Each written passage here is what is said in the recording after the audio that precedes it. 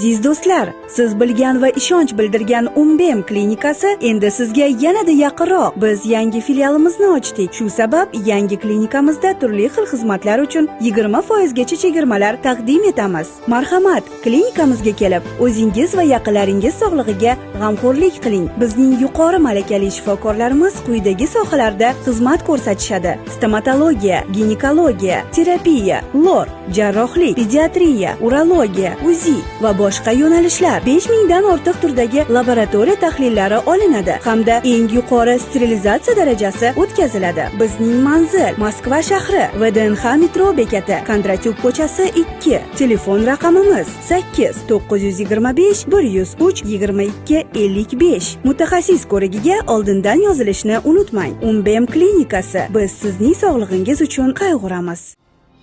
Agar Eron xato yo'l tutib bizga hujum qiladigan bo'lsa, ular hech qachon ko'rmagan kuch bilan javob qaytaramiz, dedi Isroil bosh vaziri.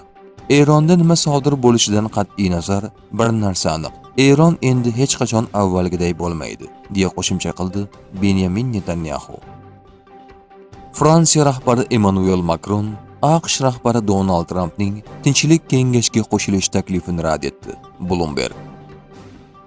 Yevropa Ukrainadagi urushga e'tibor qaratish kerak, dedi Donald Trump. Uning ta'kidlashicha, Grenlandiya Qo'shma Shtatlarining milliy xavfsizligini ta'minlash uchun kerak. Yevropa ittifoqi yetakchilari esa Ukrainadagi urushga e'tibor qaratishi lozim. Yevropa Rossiyaning Ukraina bilan urushga diqqat qaratish kerak. Yevropa Grenlandiyaga emas, aynan shunga e'tibor qaratish shart, deya ta'kidladi AQSh rahbari. AQSh Grenlandiyani egallash uchun kuch ishlatishi mumkinmi degan savolga Trump izohsiz deya javob berdi.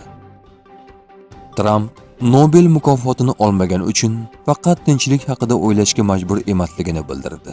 Hurmatli Yonas, mamlakatingiz 8 va undan ortiq urushning oldini olganim uchun menga tinchlik bo'yicha Nobel mukofotini bermaslikka qaror qilganini hisobga olsak, men endi faqat tinchlik haqida qayg'urish majburiyatini his qilmayman.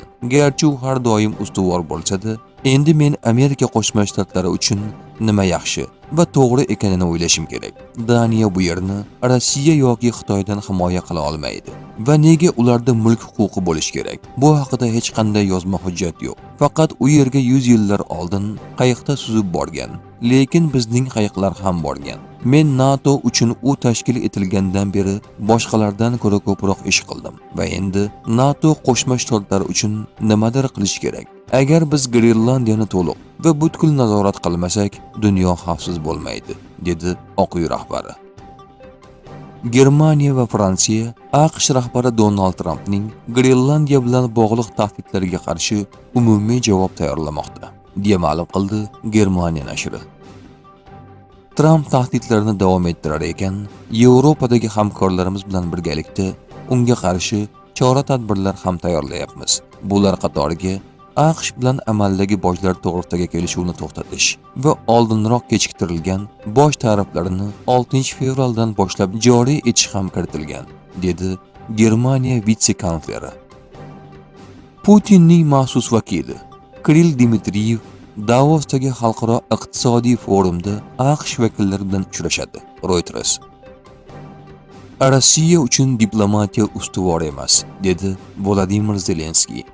Agar Rossiya urushni yakunlamoqchi bo'lganida, Ukrainaga raketa hujumlari, blackoutlar va atom stansiyalarimizga ziyon yetkazishga urinish o'rniga diplomatiyaga e'tibor qaratgan bo'lardi, dedi Ukraina rahbari. Uning ta'kidlashicha, Rossiya razvedkasi tomonidan ma'lumotlar yig'ilgan obyektlar zarba berish maqsadida kuzatilgan. Bu esa diplomatiya Rossiya uchun muhim emasligini aniq ko'rsatmoqda. Zelenskiy buni tan olish kerakligini, urushning asosiy sababi Moskvada ekanini va bundan keyingi agressorga bosim o'tkazish kerakligini ta'kidladi. Rossiya tinchlik muzokarasiga real ravishda tayyorgarlik ko'rayotgandan dalolat beruvchi alomatlarni ko'rmayapmiz.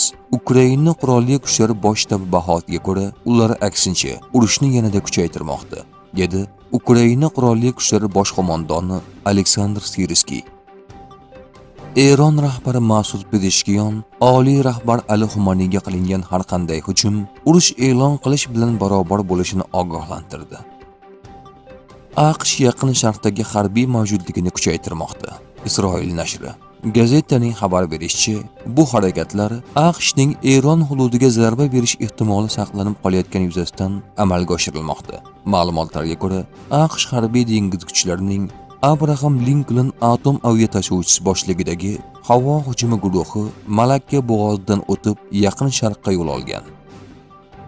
Rossiya yana 2 Ukraina qishlog'ining ruslar qo'liga o'tganini ma'lum qildi. Donetsk viloyatidagi Novopavlovka qishlog'i markaz harbiy guruhi bo'linmalari tomonidan nazoratga olingan. Shuningdek, Zaporojye viloyatidagi Pavlovka qishlog'i Dnepr harbiy guruhi bo'linmalari tomonidan qo'lga olinganini bildirilgan. Chexiya bosh vaziri Andrey Babish Yevropaning Rossiya bilan muloqot o'rnatish kerakligi haqida gapirdi. Yevropa Putin bilan muzokara qilishdan bosh tortdi. Endi 4 yil o'tgach, tobora ko'proq ovozlar Yevropa u bilan to'g'ridan-to'g'ri muzokara olib borish kerakligini e'lon qilmoqda. Orban birinchi marta Zelenskiy bilan, keyin esa Putin bilan gaplashganida, u Putin bilan gaplashgani uchun qattiq tanqid qilindi. Endi nihoyat tobora ko'proq odamlar Yevropa ham shunday qilish kerakligini aytishmoqda.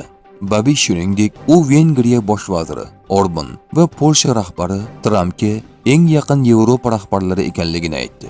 Tramp Yevropaga emas, balki Qo'shma Shtatlarga Amerikani yana buyuk qilish dasturini amalga oshirishda yordam bermoqda. Polsha rahbari men va Viktor Orban prezident Trampning Yevropadagi eng yaqin ittifoqchilarimiz, dedi Babish.